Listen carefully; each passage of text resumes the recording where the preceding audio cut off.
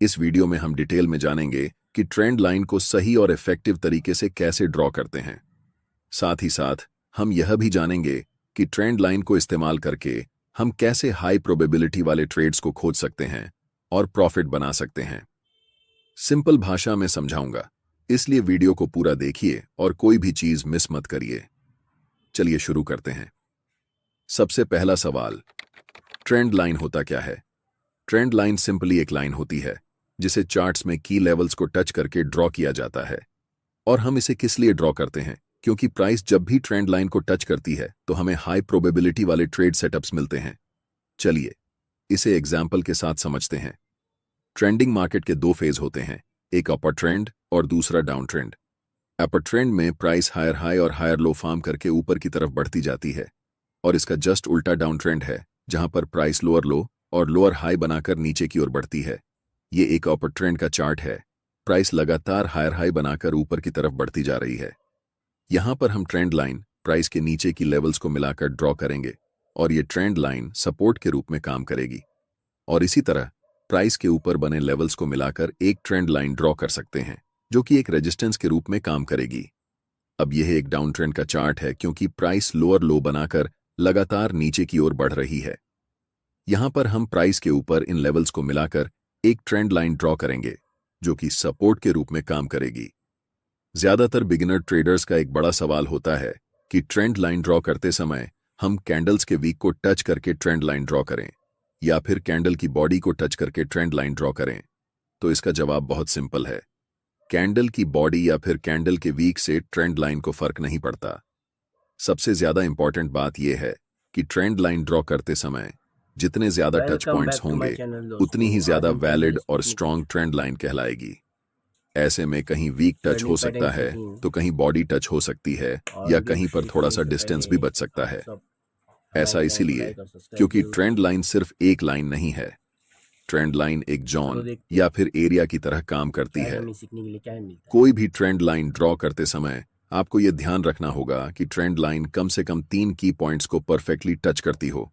उम्मीद है कि आप समझ गए होंगे कि ट्रेंड लाइन को ड्रॉ करने का सही और इफेक्टिव तरीका क्या है। अब हम आते हैं दूसरे मोस्ट इंपॉर्टेंट सवाल पर कि ट्रेंड लाइन को इस्तेमाल करके कैसे हम हाई प्रोबेबिलिटी वाले ट्रेड सेटअप्स को खोज सकते हैं और प्रॉफिट बना सकते हैं।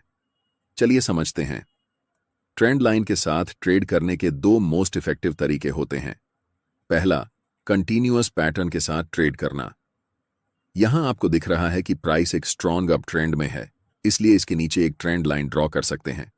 अब जब भी प्राइस दोबारा इस लेवल को टच करेगा तो यहां से रिवर्सल के चांसेस होते हैं। जैसे ही कोई स्ट्रॉन्ग रिवर्सल कैंडल बनता है, हम यहां लाइन के नीचे अपना स्टॉप लॉस रखकर एक बाय पोजीशन बना सकते हैं। नेक्स्ट एग्जांपल डाउन ट्रेंड में देखते हैं। यह एक डाउन ट्रेंड का चार्ट है, इसलिए प्राइस के ऊपरी लेवल्स को मिलाकर हम ट्रेंड लाइन ड्रॉ करेंगे और दोबारा जब भी प्राइस इस ट्रेंड लाइन को टच करेगा तो हमें एक्टिव हो जाना है। लेकिन यहां पर हमें ट्रेड अभी नहीं लेना है। नेक्स्ट कैंडल जैसे ही प्रीवियस कैंडल के लो को ब्रेक करता है तो हम यहां ट्रेंड लाइन के ऊपर छोटा सा स्टॉप लॉस रखकर एक सेल पोजीशन में एंट्री ले सकते हैं। आशा करता हूं कि आपको कंटिन्यूअस पैटर्न के साथ कैसे ट्रेंड लाइन को इस्तेमाल करके ट्रेड करते हैं यह समझ में आ गया होगा। अब बात करते हैं ट्रेंड लाइन ब्रेकआउट पैटर्न की, जो कि सबसे ज्यादा ट्रेड किया जाता है। स्क्रीन पर दिख रहा चार्ट एक डाउन ट्रेंड का है जिसमें प्राइस लोअर लो बनाकर नीचे की ओर बढ़ रही है, इसलिए प्राइस के ऊपर इनकी लेवल्स को मिलाकर एक ट्रेंड लाइन खींच सकते हैं।